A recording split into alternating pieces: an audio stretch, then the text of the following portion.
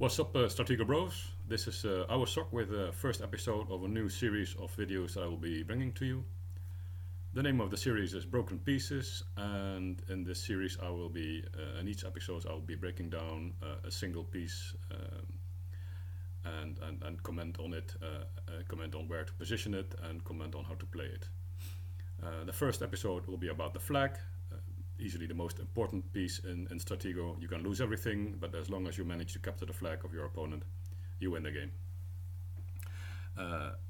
In all the episodes you'll be seeing me looking at a similar scheme as this. It is the 40 spots in the Stratego board and the percentages, the probabilities that you can find, in this case the flag, in that position. So let's just have a look and analyze these data. In about 4% of the cases you'll find the flag in first or second row. There's probably some joker running an experiment, or two players playing a joke game with a random setup like fill in the blanks. I think everybody knows that putting your flag in first or second row is not a very sound strategic decision. And I'm not really even going to discuss this in this episode, what would be the advantages of putting it there. I think it's just a bad idea, and if you want to win the game, you just don't do it. The third row can be up for discussion as being a little better, but I think I just prefer to ignore it. Your opponent just has to peel off one less row of your pieces to find your flag, and I think it's just generally an unsound idea to put your flag also in third row. If you want to surprise your opponent, there is a much better thing you can do, to which I will comment later. So let's just assume, and in most of the games the flag is in the bottom row, and I have boosted these percentages to 100%, so you can find these. And if you assume the board to be mirrored, then there's really only 5 spots where you can place your flag. So in about 26.5% of the cases you will find the flag in the corner. Everybody knows the advantage of a flag in the corner. You can protect it with just 2 bombs, and you have 4 bombs more to put in your setup. The disadvantage of a corner flag is that if an attack comes through the right, in this case, it's pretty hard to defend against it, because you can only bring pieces in from the left. And it's much easier for your opponent to seal off the entrance to your flag with putting a big piece here and allowing a miner to pass by and capture your flag. So corner flags, you have 1 more bomb to put in your setup, but they're a lot easier, a lot more difficult to defend, and also relatively easy to attack. Still 26.5%, it's a decent amount, so always look out for that corner flag. A much less popular place is one next to the corner. Only 1 in 16 games you will find the flag over here. And the reason obviously is that it has almost the same disadvantages as a corner flag. It is much easier to attack from one side, and more difficult to defend from also one side. And also you require 3 bombs to defend your flag.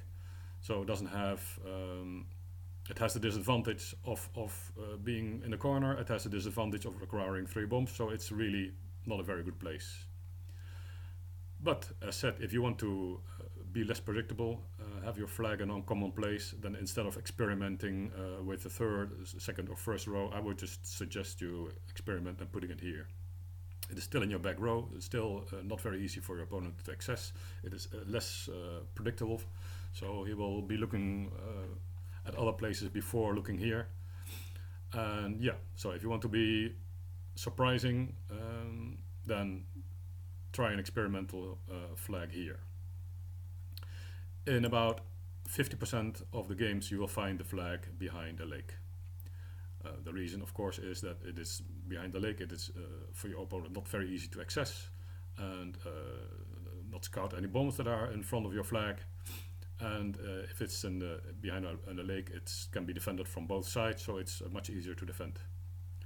The centermost spot of behind the lake is the most popular by a big margin.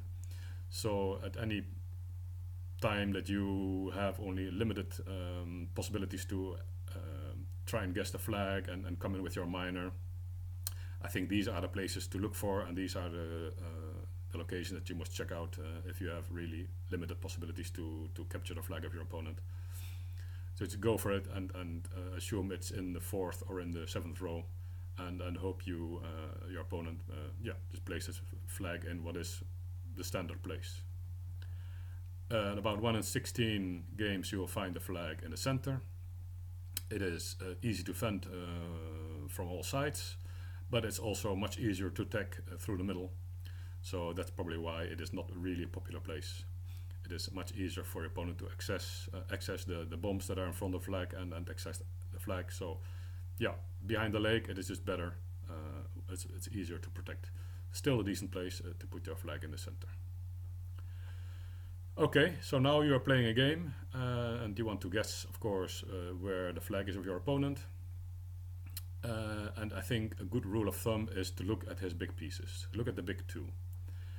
Find a marshal and you will often find your opponent's flag. So if your opponent's marshal was on the right, I think more than 50% for sure, and depending on where you play, maybe significantly higher, the flag will also be at that side of the board.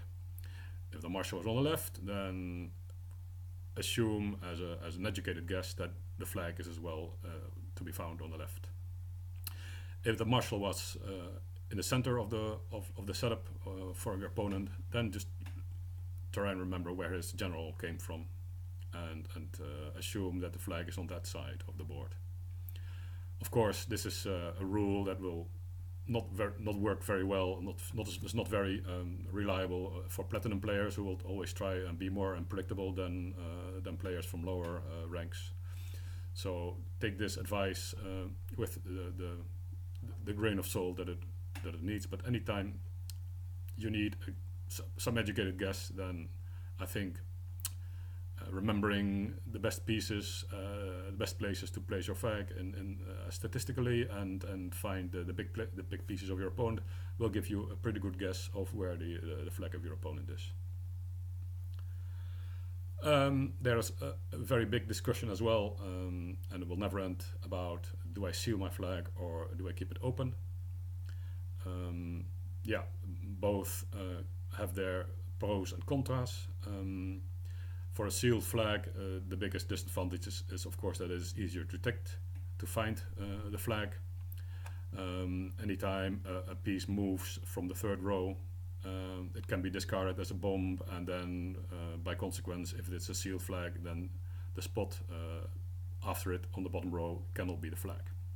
So yeah, if you think your opponent has a sealed flag, then just look for the bomb triangle, all the places where there still can be a bomb triangle, and assume that the flag is in one of these places. So a sealed flag is easier to find, but a sealed flag is also much easier to defend, because you really only need to look out for your opponent's miners. I think if you seal or do not seal a flag depends on a lot of things. Your style, your opponent, yeah, really too many things to discuss in this video. So I will just pick out a few. I think on general principles, if you're a bronze, silver or a gold player, just do not be cute and seal your flag. It's easy to defend, and if you just randomly find all miners of your opponent, you have at least a draw if your opponent doesn't manage to kill all your pieces.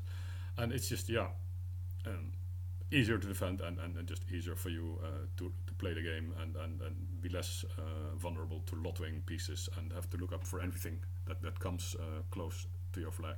You will not randomly lose games because your opponent hits a piece and, oh, I just captured the flag.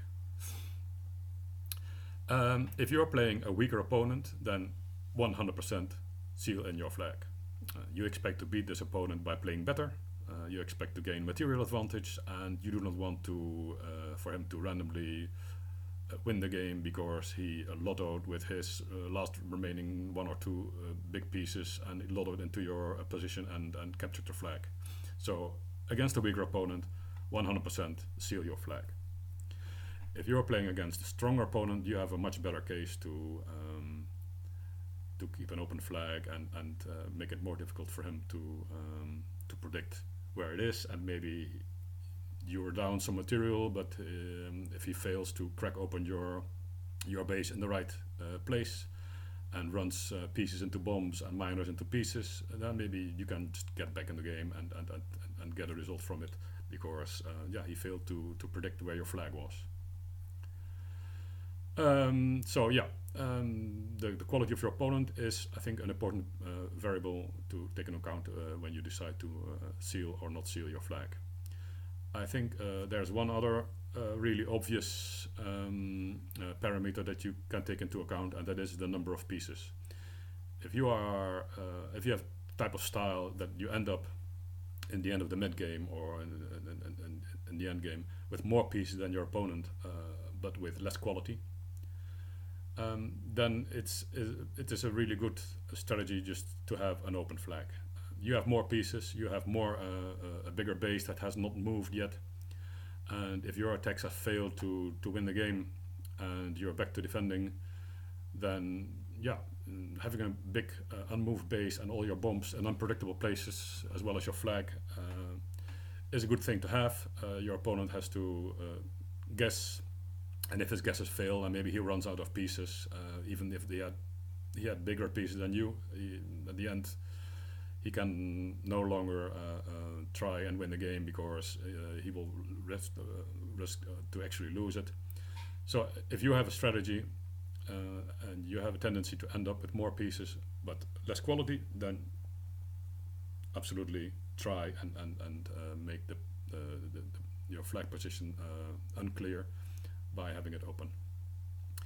And the reverse is also true. If you end up usually with more quality pieces and maybe an equal amount or even some of a bit less, then it's much better to have a sealed flag, because it's easier to defend. You can attack your opponent while keeping just a couple pieces back for defense and try and win the game. So I think these are two variables that you need to take into account when you decide to have a sealed or an open flag, and it's the quality of your opponent and your style and the amount of pieces that you end up after mid-game. I think that was all I wanted to say about the flag, about the position of it, and I hope you liked this episode. Hope you find it useful, and let's see you in the forums. Bye bye.